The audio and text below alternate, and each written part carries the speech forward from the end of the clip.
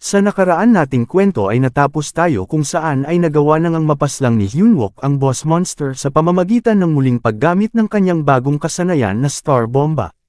Pagkatapos nito ay kanya na ring nakita ang kanina pa niyang hinahanap na isang traidor na nagpapanggap lang pala na isang mabait na matanda na siyang tunay na apostate. Pagpapatuloy, nakarating na rin sa kanila ni Junmo ang isang abiso na ang Boss Monster ay nagawa ng mapaslang. Ngunit sila ay nagtataka pa rin na kung talaga bang dalawa lang sila ni Kim Se-hee ang nakapaslang rito, kaya kanilang ipinagpalagay na talagang maniniwala na sila kung sasabihin ng ating bida na siya ay isa talagang S-rank. Subalit sa halip na sila ay magpakasaya sa pagkawala ng Boss Monster, ay hindi pa rin sila nagpakampante, at ang mas mahalaga sa ngayon ay kailangan pa rin nilang mananatiling nakaalerto, dahil kung sakaling totoo ang lahat ng sinabi ni Hyunwook sa kanila, ang lugar na ito ay magiging impyerno.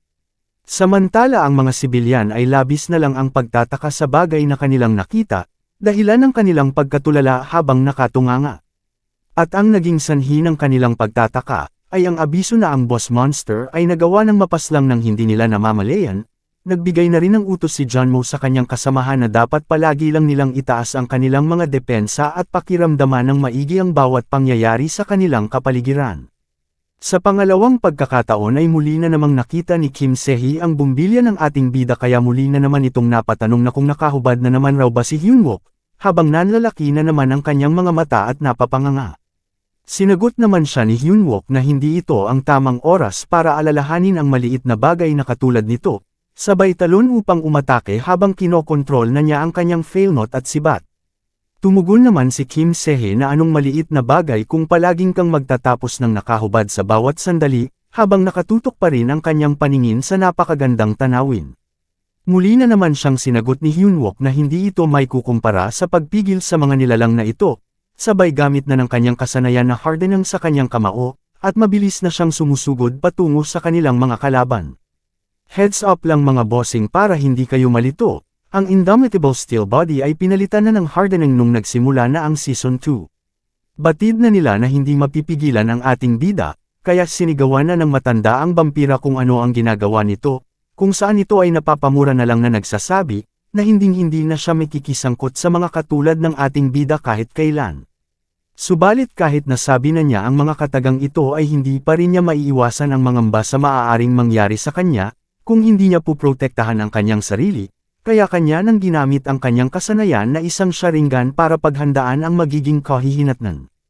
Ngunit labis na lang ang kanyang pagtataka nang nilampasan lang siya ng ating bida na tila bang hindi ito interesado sa kanya. Dahil ang tunay na punterya ni Hyunwook ay walang iba kundi ang traidor na si apostate na labis na niyang kinasasabikan na makalaban, kung saan ay kanya na itong sinuntok ng malakas, ngunit nagawa naman itong masangga ng matanda. Bagaman na nagawa nitong masangga ang bakal na kamao ng ating bida, ay ramdam pa rin niya ang sakit at bigat ng puwersa na tumama sa kanyang ipinangharang na kamay. Kasunod nito ay nakiusap na siya kay Kim Se-hee na ito na ang bahala sa vampira, at nagtataka namang tumugon si Kim Se-hee sa kanya na ang vampirang iyon ay parang ang nakatakas mula sa militar. Nilingon naman siya ni Hyunwook habang sinasabi na kung iyan nga ang sinasabi sa report, silang dalawa ay may pagkakatugma, kasabay ng kanyang paglingon ay ang pag-transform naman ng kamay ng matanda sa isang kamay ng lobo na may matutulis na kuko, at naghahanda na para gumanti ng pag-atake sa kanya. Dahil hindi naman napansin ni Hyunwook ang atake na papalapit na sa kanya, ay mabilis naman siyang sinigawan ni Kim Se-hee para magbigay ng babala sa papalapit na isang atake sa kanyang harapan. Kung saan ay kaagad niya naman itong hinarap, subalit tila bang huli na ang lahat buhat nang nagawa na siyang mahawakan ng matanda. Pagkatapos ay tumalon pa ito ng mataas habang inaangat at sikal-sikal ng malalobo nitong kamay si Hyunwook. Pagdating sa itaas ay kaagad na niyang hinampas na ubod ng lakas si Hyunwook pa ibaba dahilan ng pagkawasak ng sahig na pinagbagsakan ng ating bida, habang hawak-hawak pa rin niya ang leeg nito.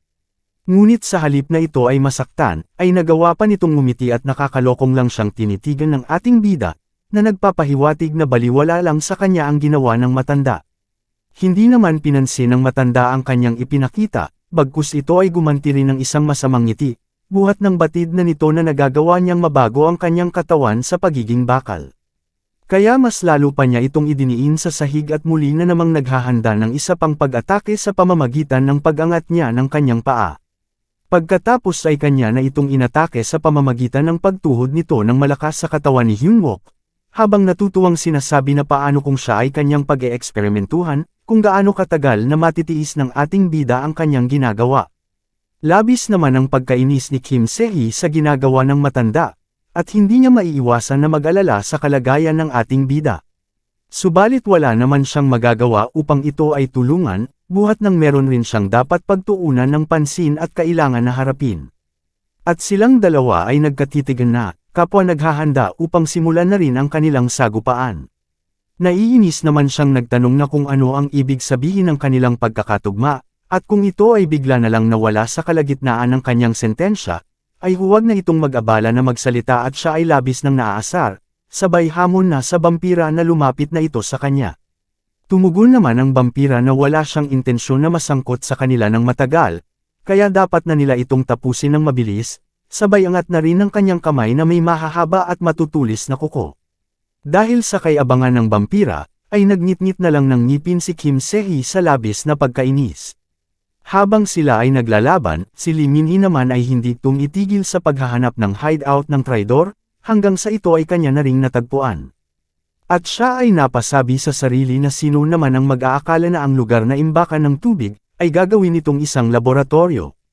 Kasunod nito ay naiinis niyang sinabi na kung gaano na ba raw katagal nilang ibinubuhos ang lason sa loob ng mga tubo, at kanyang naisip na parang maraming mga sibilyan na ang nalason, kaya dapat na niyang mahanap kaagad ang lunas sa lason na ito. Para wala nang masayang na sandali, ay kaagad na niyang inumpisahan ang paghahanap, at kanyang unang tiningnan ang mesa kung saan gumagawa ng eksperimento ang matanda. Ito ang kanyang unang naisipan na halongkatin, buhat sa kanyang paniniwala na ito ay dapat magtitira ng lunas para mismo sa sarili nito. Subalit siya ay nagtataka dahil matapos niyang isa-isahin ang mga bagay na naririto ay wala pa rin siyang nakita na kahit isang lunas dito. Kasunod niyang tinitigan ang mga kapsula na pinaglalagyan ng mga bangkay, at siya ay napapaisip tungkol sa kung para saan naman ito. Pagkatapos ay kanya ring tinignan ang mga nakalambitin na mga bangkay na naging lobo ang kalahating bahagi ng mga katawan nito, at meron siyang napagtanto na ang bangkay na lang sa loob ng kapsula ang naiiwan na hindi pa nagbabago. Muli niyang tinitigan ang kapsula na merong laman na bangkay, at ang imbakan ng tubig na konektado rin sa mga kapsulang ito. Dahil dito ay pumasok sa kanyang isipan na maari ang imbakan ng tubig na ito ang siyang naglalaman ng lunas para sa lason, ngunit nananatili pa rin siyang naguguluhan. Bumalik na ang eksena sa nangyayaring labanan ng matanda at ng ating bida, kung saan ay kanya nang kinontrol ang kanyang sibat, upang gawing pang-atake. Laking gulat naman ng matanda ng kanya nang maramdaman ang papalapit na sibat sa kanya at ito ay malapit nang tumama sa kanyang likuran. Kahit na siya ay matanda na, ay nagagawa pa rin niyang may galaw ang kanyang katawan na katulad sa isang bata, at mabilis na niyang binitawan ang ating bida at inikot ang kanyang katawan, habang nasa ere upang maiwasan ang papalapit na kapahamakan. Kaagad na rin siyang lumundag palayo mula kay Hyunwook, dahilan para tuluyan ng makawala ang ating bida mula sa kanyang pagkakasikol, sabay hawak sa sibat nito.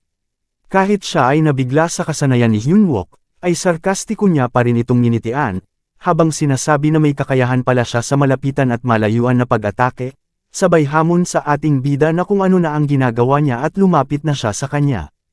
Hindi naman kaagad tumugon si Hyunwook sa kanyang paghahamon, sa halip ay kanya lang tinitigan ng seryoso na may kasamang panggigigil ang matanda.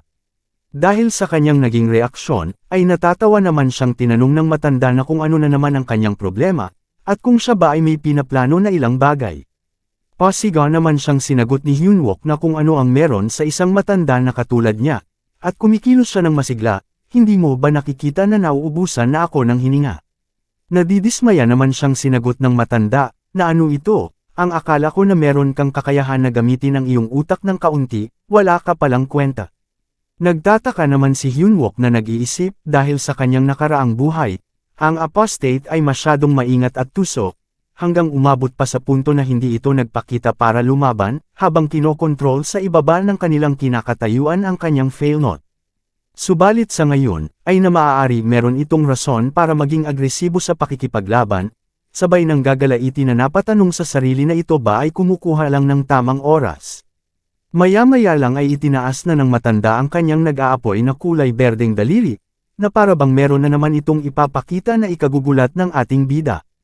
Kasabay nito ang paglabas ng pulang sistema, na nagpapahiwatig na ginamit na ng matanda ang kanyang nakuha na Devil's Cultivation, kung saan ay kanya nang ginamit ang kanyang mana, upang tawagin ang kanyang magiging alagad, subalit nakadepende pa rin sa katayuan ng gumagamit ang tagal ng magiging epekto nito.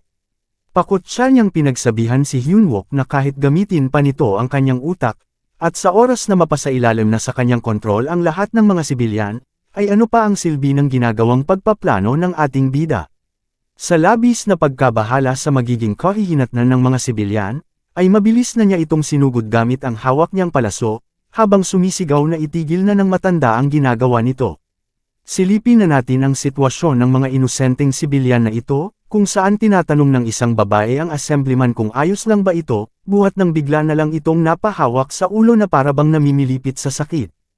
Pagkalipas ng ilang sandali ay nagulat na lang ang babae, dahil bigla na lang nagbago ang anyo ng iba sa kanila, at nagmumukhang taong lobo na ang mga ito. Dahil dito ay kaagad nang nagbigay ng hudyat si Junmo sa lahat ng kanyang kasama na kailangan na nilang magpaputok, at ilayo ang mga nag-transform sa mga normal na sibilyan. Nang walang pag-aatubili ay mabilis na nila itong sinunod, samantala ang mga sibilyan naman ay natataranto kung saan sila pupunta, buhat ng ito ay hindi nila inaasahan. Ngunit ang kanilang pag-atake ay tila bang wala namang nangyayari, dahil nagagawa lang masangga ng taong lobo ang kanilang mga bala at ito ay hindi naman nakakapagdulot ng pinsala.